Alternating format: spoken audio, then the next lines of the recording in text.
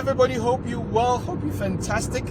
Yeah man, I just wanted to do this quick video because I've been getting a lot of this question lately, so I thought I should maybe touch on it regarding negotiating when it comes to buying property, especially if it's your first time. So there's always this question to say, how do I negotiate? How do I know that this price point is good for me? What do I do?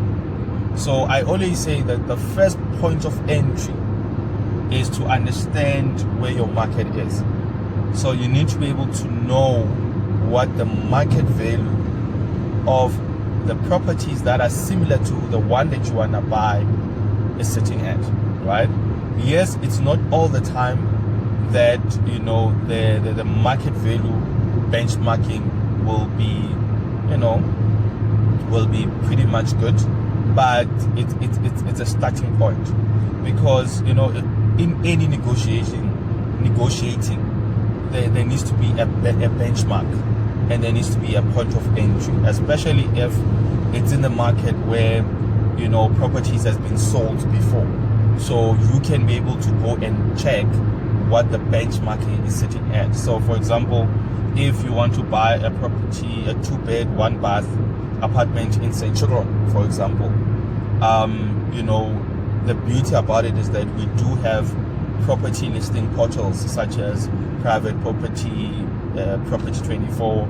So you can be able to then type in the specifications within that particular area, and you can then be able to get, you can be able to see what the average price is for that particular property.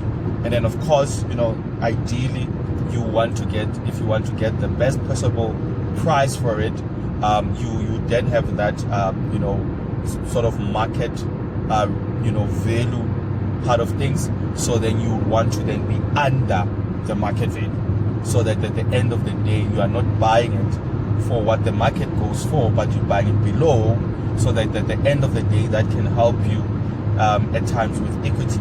So that, because for example, if a 2-bed 1-bath in Centurion it's maybe sitting at around 900,000, then I get in at 800,000, then obviously I'm not going to be technical, but then it means that I will then have equity of 100,000. So from an investment point of view, even if you're buying just a primary home, that definitely assists, because then when you're buying below, then what happens is that from an investment point of view, you can play around with that equity, especially if maybe you want to build on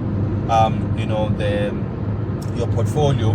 But even that, so for example, I'll just make a random example where maybe you buy a not so good property, or not so good looking property, but it's in the right area, right? So you see value there, you feel that you can be able to zhoosh it up, and then when you zhoosh it up, then you can get to a higher price point, whether it's from a rental point of view or selling it, right?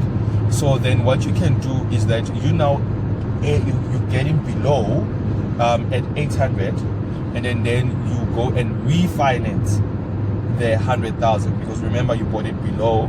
Then you refinance that 100,000 because maybe you didn't have capital, or you had capital but you didn't want to use your own capital, right? OPM, you wanted to use other people's money. So then you can refinance that 100,000, take that 100,000, zhoosh up the place, right? Make it nice, and then be able to sell it, flip it, or then you're sitting at a higher price point when it comes to rental. Okay, so that's the beauty now about that aspect, but it requires you to negotiate. And then when you're negotiating, you cannot negotiating blindly, right? So you need to understand what is your point of entry. Where do you start and where do you end? So it's just like, for example, think about it when it comes to auction. You need to know exactly what is the value of that car, for example, right? So you need to know where the sweet spot is, and then you need to know where to end from a bidding perspective. So you can't just bid. you'll end up even buying above market value. And I've seen that. Go to auctions and you sit in there, but you know, like especially like taxis, I don't know why, but every time I go to an auction I see a quantum there, it always get bought for above even market value. Like, I don't get that. I really don't get it. You know, you'll find the person will buy that quantum for a higher price than what they would have gotten at the dealership. A nice one for that similar price. But anyway, that's a story for another day. But I've seen that, right?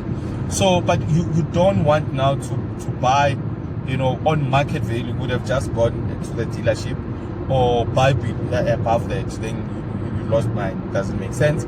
So you want to be under. So, but to be under, you need to know exactly what your benchmarking is. What is your bench price, right? What is your point of reference there?